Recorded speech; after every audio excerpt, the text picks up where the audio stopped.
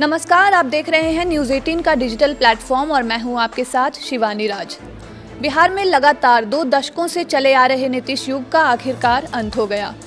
नए सीएम के रूप में सम्राट चौधरी की ताजपोशी भी हो गई। सत्ता परिवर्तन के बाद बिहार जिस रूप में सम्राट चौधरी को मिला है उसमें चुनौतियां भी कम नहीं होंगी। सम्राट ने अगर इन चुनौतियों को ठीक से हैंडल कर लिया तो उनकी छवि न सिर्फ चमक उठेगी बल्कि लोगों को नीतीश कुमार के सीएम न रहने का मलाल भी नहीं होगा। ऐसा हुआ तो सत्ता के तरह तरह के हथकंडे अपनाने वाले विपक्ष को भी भविष्य में भारी मुश्किलों का सामना करना पड़ सकता है। सम्राट चौधरी के सीएम बनने के बाद उनसे लोगों की अपेक्षाएं भी कम नहीं हैं। लोगों ने 2 दशक तक नीतीश कुमार का राज देखा है। बिहार को जंगल राज से बाहर निकालकर नीतीश ने सुशासन कायम किया तो विकास की गंगा भी बहाई। सड़क, पुल, बिजली और पानी जैसी सुविधाओं से बिहार लैस हुआ तो इसके पीछे नीतीश कुमार की सुविचारित योजनाएं रही हैं। बाद के दिनों में नीतीश भले ही कमजोर पड़े हों, लेकिन पहले टर्म में उन्होंने अपराध नियंत्रण की दिशा में जो काम किए उससे उस दौर की पीढ़ी कभी नहीं भुलाएगी। अब बिहार की बागडोर सम्राट चौधरी के हाथ में है। बीजेपी को बिहार में अपना मुख्यमंत्री बनाने का सौभाग्य 75 साल बाद मिला है। इस ऐतिहासिक दौर की जिम्मेदारी सम्राट को मिलना सामान्य बात नहीं है। अब सम्राट के सामने अपनी काबिलियत साबित करने की बारी है। उन्हें 5 ऐसी बड़ी चुनौतियां विरासत में मिली है जिस पर अगर उन्होंने कायदे से काम कर लिया तो उनकी गिनती यूपी में अपराधियों पर नकेल कसने वाले योगी आदित्यनाथ के कतार में होने लगेगी। भ्रष्टाचार पर नियंत्रण करने के लिए उन्हें नरेंद्र मोदी के अंदाज में काम करना होगा। बिहार में बीजेपी को आगे ले जाने की चुनौती भी सम्राट चौधरी के सामने है। नीतीश कुमार ने 2005 में पहली बार सीएम बनने के बाद बिहार को जंगल राज से मुक्ति दिलाई थी। इसकी फसल वो लंबे समय से काट रहे थे। अब स्थिति वैसी नहीं रही है। बिहार में अपराध लगातार बढ़ने लगा है।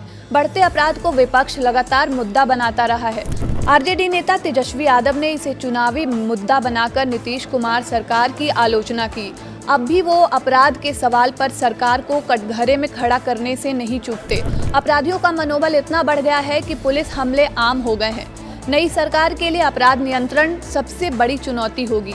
बिना पुलिस सुधार और आधुनिक निगरानी के अपराध की गहरी जड़ों को खत्म करना मुश्किल है। नीतीश कुमार का 20 साल का शासन क्राइम, करप्शन और कम्युनलिज्म से समझौता नहीं के नारे के साथ शुरू हुआ था।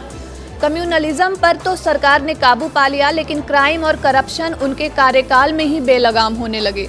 करप्शन का आलम ये था कि आर्थिक अपराध इकाई और एसीबी रोज भ्रष्टाचारियों को गिरफ्तार कर रही है।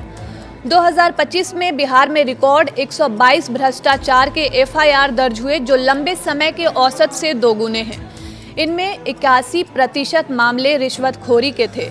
इसमें किसी को शक नहीं है कि शराबबंदी ने संस्थागत भ्रष्टाचार को जन्म दिया है। विपक्ष का आरोप है कि प्रतिबंध के कारण 40,000 करोड़ रुपए का अवैध शराब कारोबार फल फूल रहा है। पहले शराब से राज्य को 3,000 से लेकर 4500 करोड़ रुपए की वार्षिक राजस्व आय होती थी, जो अब शून्य है। नई सरकार के सामने भ्रष्ट अधिकारियों पर सख्त कार्रवाई की चुनौती होगी।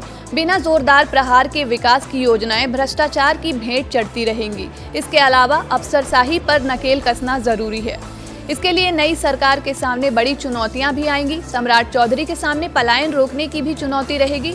इतना ही नहीं, क्वालिटी एजुकेशन की बात हो या फिर आर्थिक हालात को पटरी पर लाने की, नई सरकार को इन सभी विषयों पर विशेष ध्यान देना होगा।